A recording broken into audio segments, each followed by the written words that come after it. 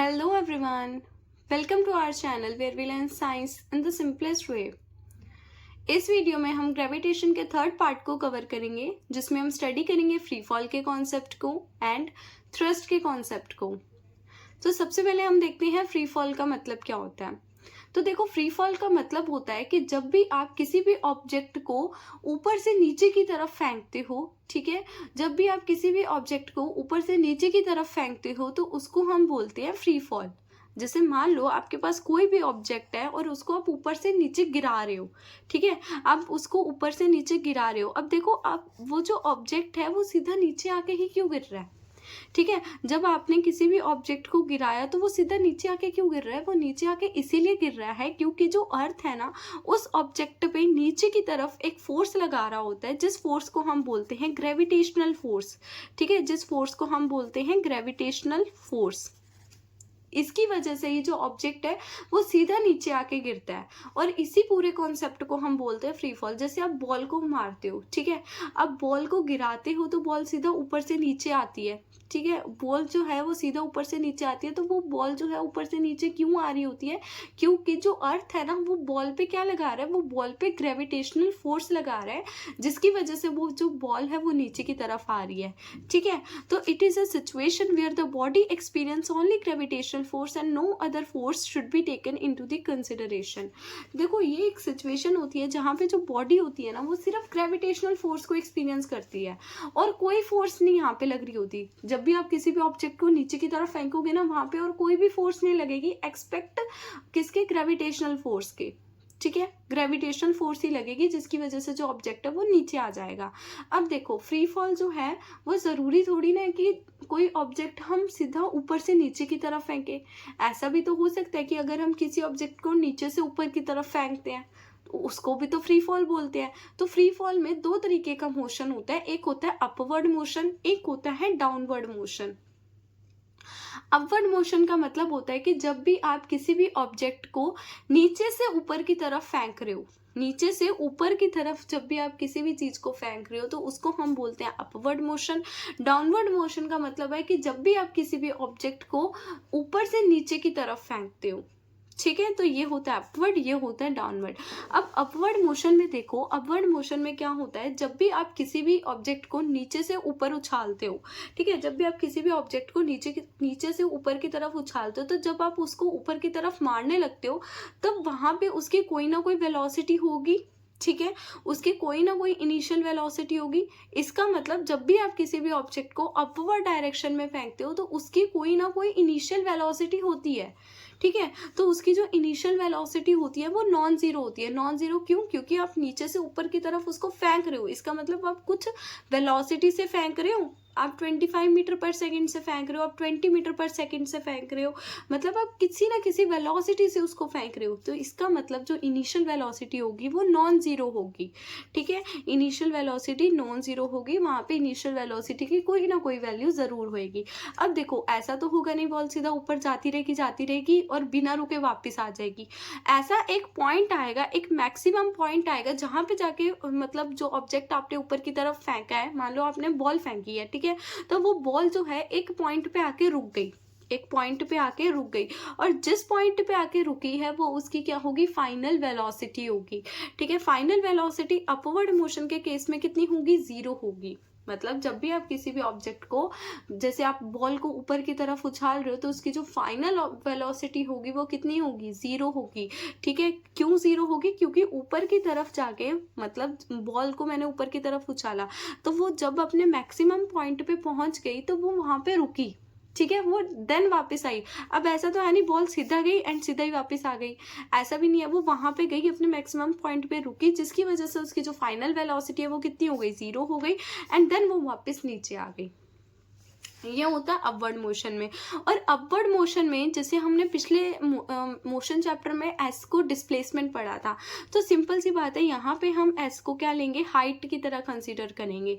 जैसे ये बॉल को मैंने ऊपर की तरफ उछाला था तो ये कितनी बॉल ऊपर की तरफ गई है, मतलब कितनी उसने हाइट कवर करी है, कितना डिस्टेंस कवर करा है, तो उसको मैं लिखूंगी एच से।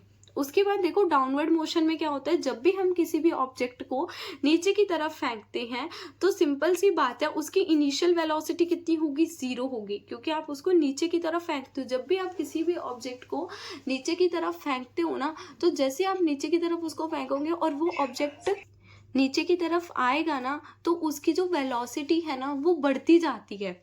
ठीक है, अगर आप किसी भी ऑब्जेक्ट को ऊपर से नीचे की तरफ फेंकते हो, जैसे मान लो आप बॉल को ऊपर से नीचे की तरफ फेंकते हो, तो जैसे जैसे जो बॉल है वो नीचे की तरफ आती जाती है ना, तो उसकी जो वेलोसिटी है वो बढ़ती जाती है।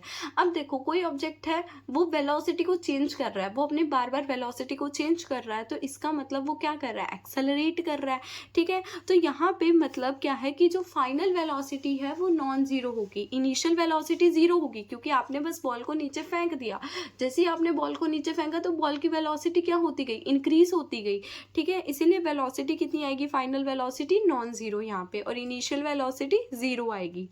उसके बाद देखो इक्वेशंस है कुछ, जैसे कि हमने मोशन चैप्टर में 3 इक्वेशन पढ़ी थी, v equals to u plus a t, s equals to u t plus half AT square and v square minus u square equals to 2AH। ठीक है, ये हमने 3 इक्वेशंस पढ़ी थी मोशन चैप्टर में।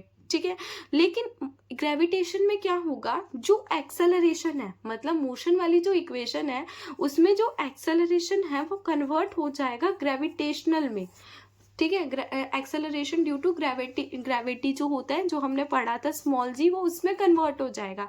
जैसे कि v equals to u plus a t है, तो वो क्या बन जाएगा, v equals to u plus g t बन जाएगा। ठीक है, उसके बाद h का मतलब यहाँ पे क्या है, h का मतलब डिस्टेंस है, मतलब वही s equals to half GT square का मतलब यहाँ पे मोशन चैप्टर में क्या था, a था, तो इसकी जगह क्या आ गया, g आ गया, t square plus u t. उसके बाद v square equals to u square plus 2gh। ऐसे आपकी तीनों इक्वेशंस क्या हो जाएंगी, चेंज हो जाएंगी ग्रेविटेशन में। उसके बाद ना आप कुछ साइन कन्वेंशन देख लो जो कि आपके न्यूमेरिकल्स में काम आने वाले हैं। जैसे कि देखो, अगर आप किसी भी ऑब्जेक्ट को ऊपर से नीचे की तरफ फेंकते हो, अगर आप किसी भी ऑब्जेक्ट को ऊपर से नीचे की तरफ फेंकते हो तो उसकी जो वेलोसिटी है और उसका जो डिस्टेंस है वो किस में आता है, नेगेटिव में आता है।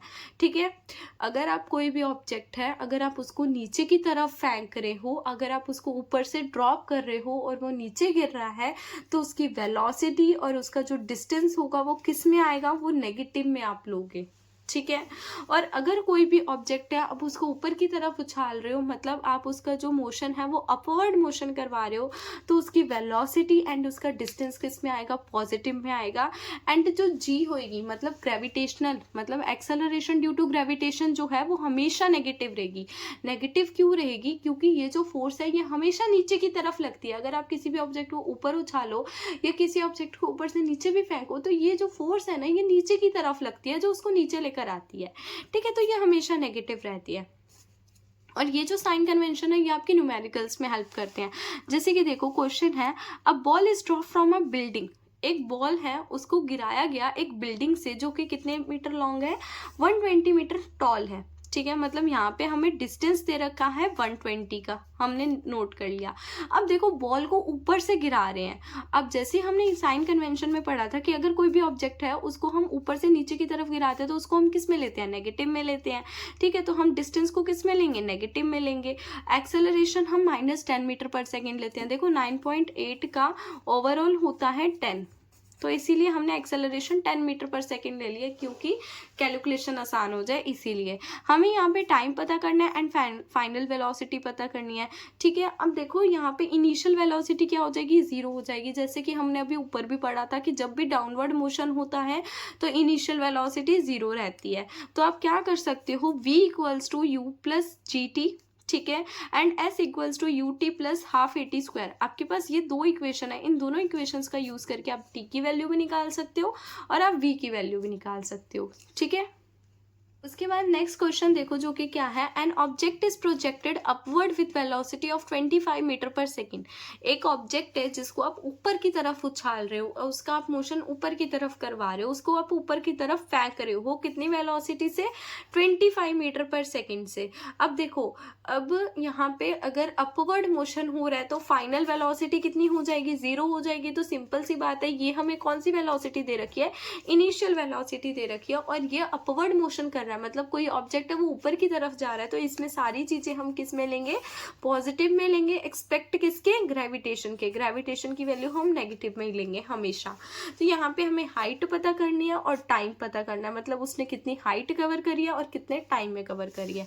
देखो इनिशियल वेलोसिटी कितनी है, 25 मीटर पर सेकेंड, फाइनल 0 है, ग्रेविटेशन की वैल्यू -10 है। आपको हाइट पता करनी है, टाइम पता करना है। कैसे करोगे, आप इस वाली इक्वेशन का यूज करोगे एंड आप एस की वैल्यू भी आ जाएगी आपकी, यहाँ से आपकी एस की वैल्यू आ जाएगी। जब आपको एस की वैल्यू मिल जाएगी तो आप कोई भी इक्वेशन का यूज करके टी की वैल्यू भी निकाल सकते हो। ठीक है, नेक्स्ट क्वेश्चन देखो जो कि क्या है, an object is thrown vertically upward. एक ऑब्जेक्ट है जिसको अपवर्ड में गिरा रहे हैं, कितनी वेलोसिटी से, 49 मीटर पर सेकेंड से। अब अपवर्ड मोशन कर रहा है, फाइनल वेलोसिटी कितनी हो जाएगी, फाइनल वेलोसिटी हो जाएगी 0, इनिशियल वेलोसिटी हो जाएगी 49। और अपवर्ड मोशन कर रहा है मतलब कोई चीज ऊपर की तरफ जा रही है, तो सारी की सारी चीजें किस में लेंगे, पॉजिटिव में लेंगे, एक्सपेक्ट ग्रेविटेशन के। How long will it take to, मतलब यहाँ पे हमें टाइम पता करना है कि वो कितने टाइम पे, जैसे मान लो ये ऑब्जेक्ट है, ठीक है, इसको मैंने ऊपर की तरफ फेंका। जैसे मैंने इसको ऊपर की तरफ फेंका तो इन्होंने बोला कि ये कितना टाइम लेगा ऊपर से दोबारा अपनी पोजीशन पे वापस आने के लिए। तो इसका मतलब यहाँ पे जो हम टाइम निकालेंगे ना उसको हमें 2 से मल्टीप्लाई करना पड़ेगा, क्योंकि इन्होंने रिटर्न का टाइम पूछा है। अगर ये बस इतना ही टाइम पूछते कि ये जो ऑब्जेक्ट है, ठीक है, ये जो ऑब्जेक्ट है ये ऊपर की तरफ बस गया और हमें तब तक का टाइम बताओ, तब आप सिंपली टाइम निकाल लेते। लेकिन इन्होंने बोला है कि वो ऑब्जेक्ट दोबारा से नीचे जब आएगा तब का टाइम बताना है, तब का टाइम बताना है हमने। तो इसको हम किससे मल्टीप्लाई करेंगे, 2 से मल्टीप्लाई करेंगे। देखो v equals to u plus g t, ठीक है, फाइनल वेलोसिटी हमें कितनी दे रखी है, 0, इनिशियल वेलोसिटी 49 मीटर पर सेकेंड।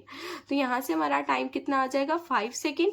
ठीक है, 5 सेकेंड को आप 2 से मल्टीप्लाई कर दोगे क्योंकि रिटर्न का टाइम निकालना है, तो कितना आ जाएगा आंसर हमारा, 10 सेकेंड। उसके बाद नेक्स्ट देखो, a car fall off a ledge and drop to the ground in 0.5 second. देखो एक कार है जो लेज से गिर जाती है ग्राउंड में 0.5 सेकेंड में, मतलब जो कार है वो गिर रही है ऊपर से नीचे की तरफ, ऊपर से नीचे की तरफ कितने सेकेंड में, 0.5 सेकेंड में।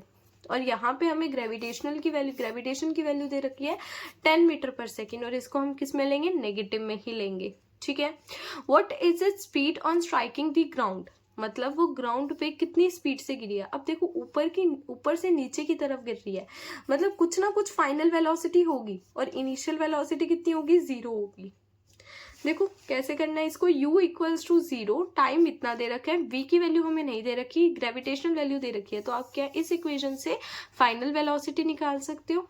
ठीक है, उसके बाद देखो नेक्स्ट हमें पूछा है कि एवरेज स्पीड कितनी है। एवरेज स्पीड का फॉर्मूला होता है initial velocity final velocity plus initial velocity, उसको डिवाइड कर दो 2 से। फाइनल वेलोसिटी कितनी है हमारे पास, फाइनल वेलोसिटी -5 है, ठीक है, -5 प्लस 0 अपॉन में 2, ठीक है, तो यहाँ पे हमारी स्पीड आ जाएगी। उसके बाद देखो इन्होंने पूछा है कि हाउ द हाई इज लेज, मतलब जो लेज है, मतलब ये जो हमारी जो कार गिरी है ये कितनी हाइट से गिरी है। ठीक है, इन्होंने अब क्या पूछी है, हाइट पूछी है, मतलब इन्होंने एस की वैल्यू पूछी है। तो आपके पास v भी है, आपके पास u भी है, आपके पास ग्रेविटेशन की भी वैल्यू है, तो आप ऐसे निकाल सकते हो इस इक्वेशन से, हो जाएगा आपका आंसर आ जाएगा इस इक्वेशन से, जो कि कितना आएगा, -5/4। अब देखते हैं थ्रस्ट क्या होता है। देखो थ्रस्ट का मतलब होता है, ये भी सिंपली एक फोर्स होती है, जैसे कि हमने ग्रेविटेशन पढ़ा कि ग्रेविटेशन किसी भी ऑब्जेक्ट के नीचे की तरफ लगती है। ठीक है, मतलब जो अर्थ होता है वो किसी भी ऑब्जेक्ट के नीचे की तरफ एक फोर्स लगाता है जो उसको ऊपर की तरफ खींचता है। थ्रस्ट भी सेम ग्रेविटेशन जैसा होता है, जैसे ग्रेविटेशनल फोर्स नीचे की तरफ लगती है तो थ्रस्ट ऊपर की तरफ लगती है। मतलब जो थ्रस्ट फोर्स होती है ना वो किसी भी चीज के परपेंडिकुलर लगती है। जैसे मान लो ये जो फोर्स है वो किससे लग रही है, परपेंडिकुलर फोर्स लग रही है। ठीक है, तो force acting on an object perpendicular the surface is called thrust, मतलब कोई भी फोर्स जो है वो परपेंडिकुलर लगेगी अगर किसी सरफेस पे मतलब वो 90 डिग्री का एंगल बनाएगी तो उसको हम क्या बोलेंगे, थ्रस्ट बोलेंगे। जैसे कि यहाँ पे देखो कि ये जो ऑब्जेक्ट है नीचे की तरफ इसकी ग्रेविटेशन वैल्यू लग रही है और इसके परपेंडिकुलर कौन सी लग रही है, थ्रस्ट लग रही है। ठीक है, ऐसे यूनिट क्या होती है इसकी, न्यूटन होती है। ठीक है, और ये एक वेक्टर क्वांटिटी होती है। वेक्टर क्वांटिटी का मतलब क्या होता है, इसके पास खुद की डायरेक्शन होती है एंड मैग्नीट्यूड होता है। अब देखो थ्रस्ट को भी हम कैलकुलेट कर सकते हैं m/g के फॉर्मूले से, मतलब वेट के ही फॉर्मूले से। जैसे मान लो हमारे पास क्वेश्चन है, a wooden block of mass 5 kg, एक वुडन ब्लॉक है जिसका जो मास है 5 kg है और उसको हमने टेबल पे रख दिया है। तो हमें थ्रस्ट बताना है कि उस पर थ्रस्ट कितना लग रहा है। मतलब हमने एक टेबल पे वुडन ब्लॉक रख दिया, ठीक है, जिसका जो मास है 5 kg। अब इस पे परपेंडिकुलर एक फोर्स लग रही है जो कि है थ्रस्ट, वो हमें बतानी है कितनी है। तो वेट इंटू ग्रेविटी करेंगे। वेट इंटू ग्रेविटी का मतलब मास इंटू ग्रेविटी। 5 इंटू 9.8 कितना आ जाएगा, 49 न्यूटन आ जाएगा। ठीक है, तो इससे हम क्या कैलकुलेट करेंगे, थ्रस्ट को कैलकुलेट करेंगे।